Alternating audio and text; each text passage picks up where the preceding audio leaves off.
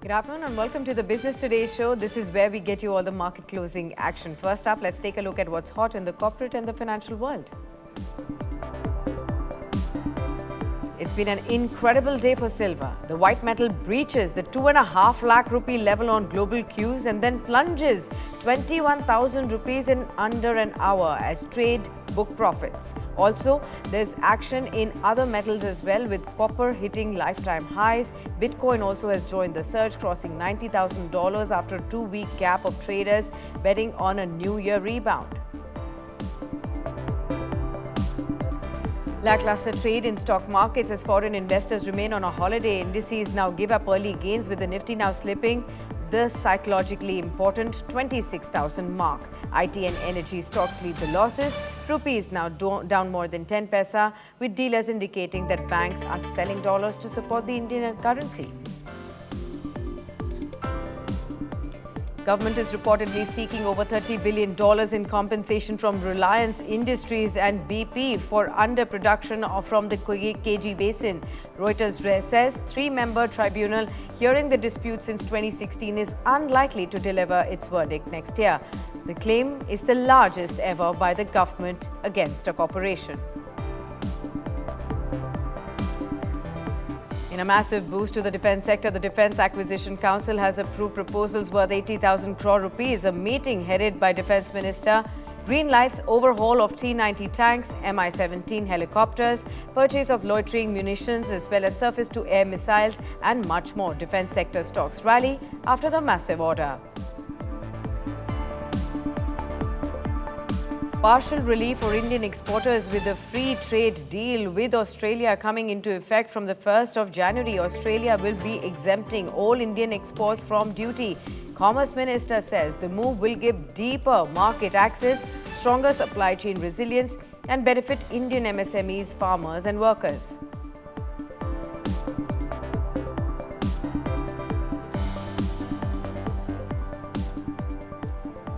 Straight away onto the markets right now. Well, most of the sectors have actually come under some pressure, barring just the FMCG and media stocks. Rest all of the sectors are down in trade, led by losses in IT, real estate and autos. Even small caps and mid caps have now come under severe pressure. On the Nifty, when you see there are just about 10 to 15 odd stocks that are holding themselves up into the green, rest of them have also slipped in the red. What's holding up? Definitely some of the metal counters like Tata Steel. You can also see Tata Consumer Products, Asian Paints, Grasim, Nestle, NTPC as among those gainers.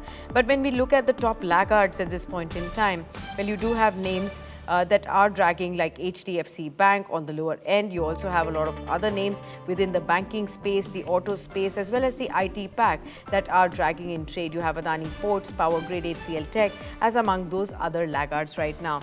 Let me quickly go across to Sharmila Joshi, market expert, joining in on the program with us. Hi Sharmila, warm welcome to you. Good to have you with us as always. What should we start off with the missing cheer in the stock markets or the brilliant run-up in the silver prices, which has caught the imaginations of everyone around? Of course, we did see a sharp profit taking of 21,000 rupees, but 2.5 lakh rupees just before the 2025 year end. What are you watching?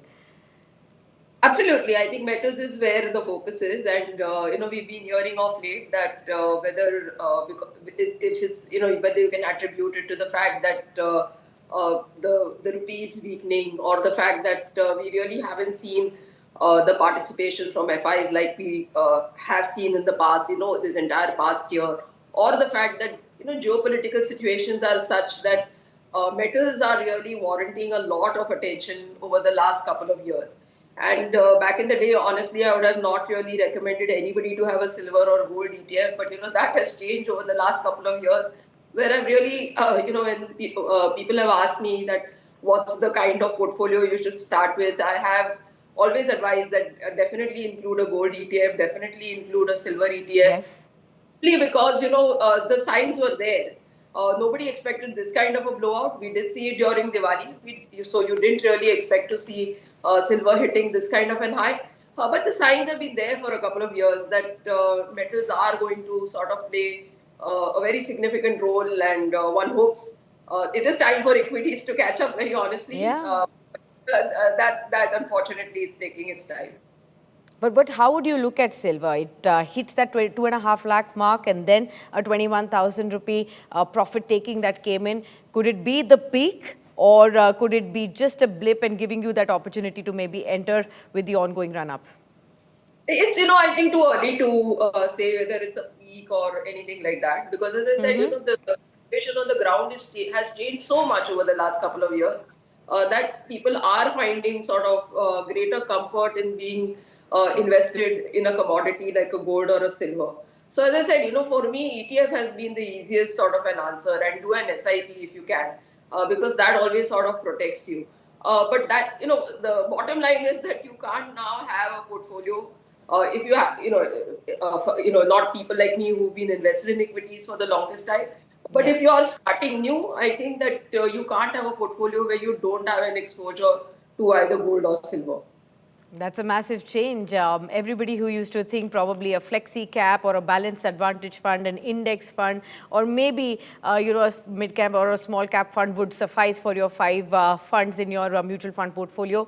There you go. Analysts are now asking everybody to look at having a gold and a silver ETF or a mutual fund way of investing in it and have that balance going on as well. When we talk about these metals, of course, the precious metals started it all. The rally is now trickling lower into the base metals as well. Look at copper, what's happening there, even alumina and a lot of other metals as well. And this brings us to understand as to how do I proxy play this entire metal move. We've already seen what's happened with Hindustan Zinc. Again, how the prices have moved up over the last couple of months. Hindustan Copper today, double-digit gains right in the morning, and you see that that's also reflecting kind of a move there as well. How would you explain to investors who are looking at this proxy play? So, very honestly, that way this is a fairly simple sort of a sector to play, because, this is one sector which is directly sort of reflects what is happening in the LME.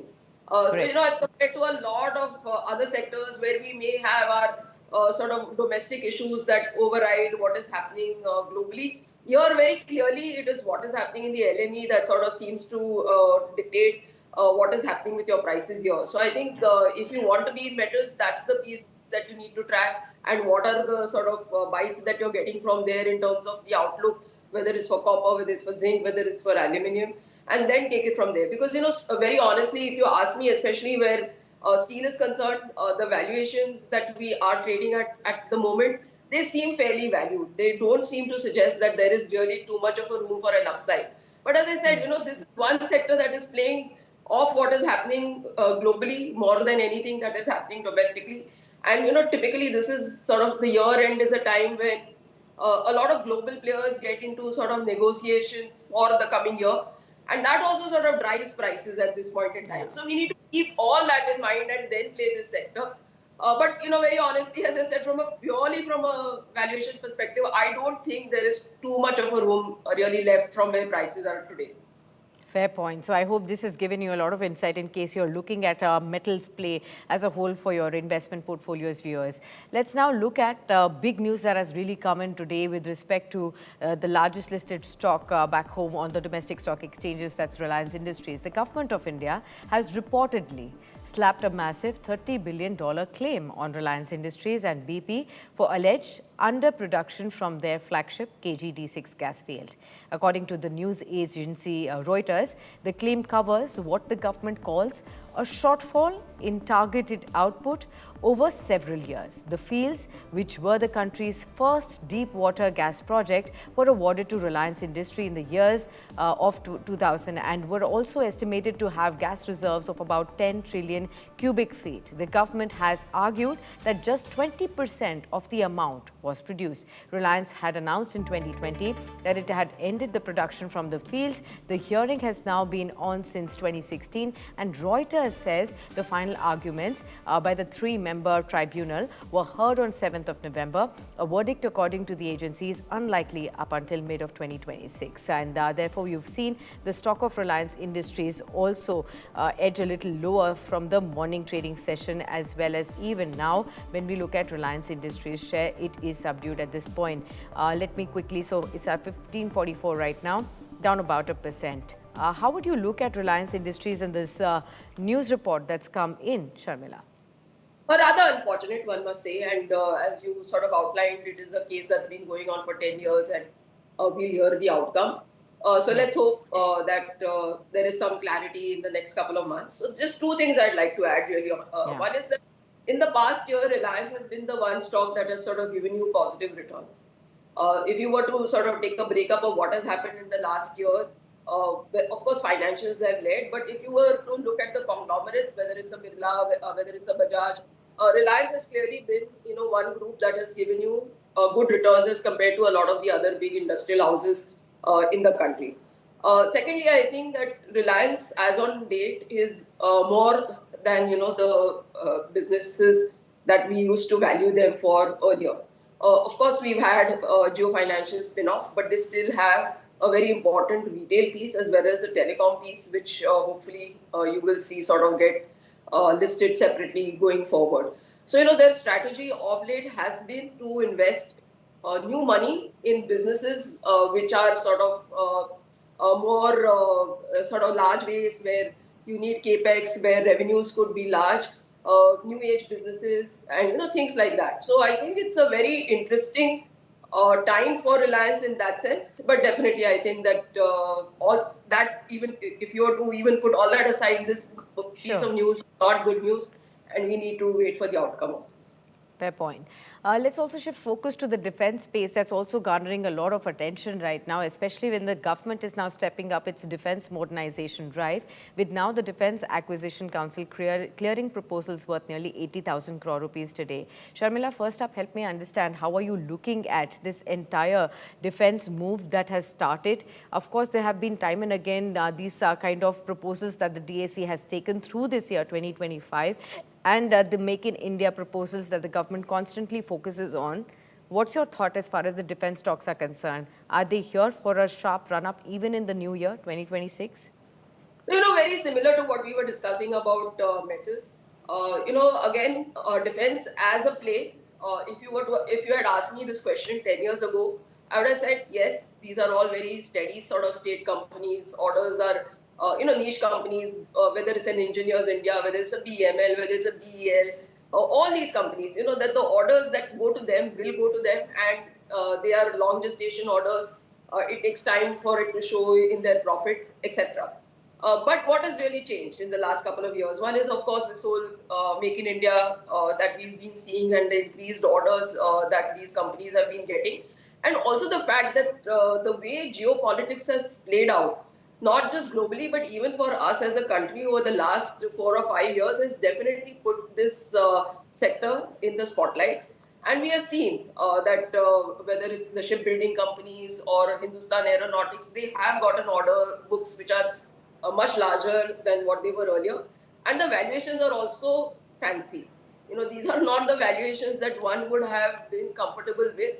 But having said that, this is not a sector again that you can really ignore going forward because of the way things have changed. So they were always good, these companies. Their order books were always strong. But now what we have really seen is that the valuations that we were comfortable with earlier, Yeah. that whole band has moved much higher. So that's what we need to get comfortable with before we Correct. start investing in these companies. Absolutely. In fact, these approvals, viewers, also include key upgrades for the Army and the Air Force as well, alongside the new systems that are aimed at enhancing operational reach, from refurbishing the T-90 tanks to upgrading Mi-70s, helicopters, and of course to acquire MRSAM missile system as well. The focus is on combat readiness and advanced warfare tools as well. This decision also includes fresh changes in the RFPs, the request for proposals for air-to-air refuelers as well. Let me go across to my colleague from India today, Shivani, to help us understand what have been the key decisions that have been taken at the council today and how important are they for the defense sector. Shivani. See, this happens to be the last Defence Acquisition Council meeting of the year, and the kind of approvals that have been given show the focus on increasing the lethality, the firepower of the Army, Navy and the Air Force, and at the same time to modernize whatever weapon systems we have, be it the Pedaka systems upgrades, be it the Spice systems or the Astra Mark II missiles for the Air Force. The procurements are going on, and a very important point here we must tell our viewers that the emergency procurement window that had ended in November this year has been extended up to 15th of January. That means a lot of scope for emergency procurements has been opened up. The fast tracking of the drones acquirement by the forces is going on, and a lot of stress to promote the MSMEs with the help of the industry partners, because a lot of focus has been there on Atmanirbharta and defense, and that's what is very evident with this DAC approval too. Absolutely, Shani. Thanks a lot for getting us all of those details through the course of the day as well. So all eyes on the defense space. Most of the stocks have reacted positively to the news flow as well. And therefore, going forward too, it will be important to see how these companies continue to react as well. In fact, when we're talking about what are the themes that you should be tracking when it comes to the upcoming new year, one of the missing factors in 2025, as all of our viewers, as investors must have noticed, is the absence or the near absence of FIIs or the global investors when it comes to the Indian markets. Now, Gautam Shah, market master of Business Today Television from Goldilocks Global Research, has in fact made a strong statement. He has said that FIIs are not returning to India anytime soon. He's also called the IPO market a valuation bubble. I spoke with him earlier. Let's listen into that excerpt. Well, if there is a bubble anywhere, it's in the IPO market. I think it's the greater fool's theory that seems to be playing out, that when you have a greater fool to sell to, that the trend continues. I do believe it's extremely dangerous to be committing capital in the IPO market, barring a very handful of names. Valuations are completely out of whack, and I think everything is being justified based on what other companies got in the past, which I think is the step in the wrong direction. There are so many brilliant companies, particularly in the PSU space, which are available at a 10, 12, 15 PE. Why would I go with stocks, new age stocks, where we don't have visibility of earnings over the next 5 to 10 years? So I think IPO market is a ticking time bomb. One should stay away from it and stay with the more typical old school brick and mortar companies, where I think there is going to be far more returns in the next couple of years. Got that. Now, since we were talking about the FPIs and the FIIs, do you see them return any soon, or will we have to wait longer for them to come back to India? Well, I don't want to say this, but then FIs are unlikely to return anytime soon. The reason being, valuations are much more comfortable in many other markets around the world, since we now track it and we are a global company. And secondly, if you really look at the valuations here and the liquidity factor, every time there is a little bit of decline in the Indian markets, it's so difficult to get a sort of an exit. I think that's a big problem in mid caps and small caps. And secondly, if you look at the world, it's just in a massive bull market, and the kind of opportunities that are developing in Asia, particularly China, which I think is a big opportunity for the next couple of years. I don't think, as an institutional investor with a global palette, I would be very comfortable investing outside. But aside of that, the Indian money that's coming in through SIPs of 30,000 crores, if our earnings justify that, then at least for the next 2 to 3 quarters, we are sorted. I'm not somebody who says that the India story is going to stay for the next 10, 20, 50 years, but I do believe the next few quarters are sorted. All right, and you can watch the full interview on Business Today's social media handles flashing on your screens as well, viewers. Let me go across to Sharmila once again and try to understand, how to approach the entire new year with the IPO space in mind. 1.75 lakh crore rupees raised already. There's already a projection of about 2.5 lakh crore rupees that could come in 2026 by way of IPOs. We could have mammoth IPOs from National Stock Exchange, Reliance Jio, and therefore investors are probably keeping their ready cash, with them and not investing just yet in the secondary markets, just to get that early point in the IPO space as well.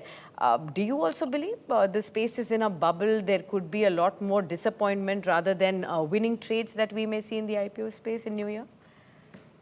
So, yes, I think, the point is well taken that we could be in a bubble. But, there are, what we really need to understand is that if your IPO market is sort of good and buzzing, and that is able to attract investments, that is always the sign of a healthy market. So it would really worry me far more if IPOs dried up or they were undersubscribed as compared to what we are seeing today. Because, that sort of gives me an indication that Indian investors' interest in equity markets is sort of constant, and all other data points bear that out, whether it is the SIP numbers, the mutual fund data, etc., etc. So we are seeing larger participation from Indians in equity and in IPOs. What you really need to think for yourself, and this is what makes market interesting to my mind, that if you are applying for an IPO, gone are the days when you would get it at 10 rupees. When I started investing, all IPOs were at 10 rupees. Now that has long gone. I don't know how many people even remember those days. So if it's an OFS, for instance, then obviously some early investors have invested the money, and which is why the company has been able to grow to this size. So what you really need to think for yourself is that yes, this money is giving an exit to an early investors, but is there enough potential in the business to really grow to any size after I buy shares at this price? If the answer is yes, go ahead and invest. Otherwise, don't. So it's simple for me, just look at the business, whether it makes sense to you at that price. You think that it's a market that's going to grow exponentially the way all sort of IPOs seem to promise, then go ahead and invest. Otherwise, I think we've seen how some of the IPOs, post-listing, listing gains get taken off, and where they sort of trade at 3 months down the line. And honestly, even prior to this, that has been the case. Like if you were to look at IPO data historically, very few companies 1 year down the line give you, are trading close to their IPO prices. So you need to be cautious in that space.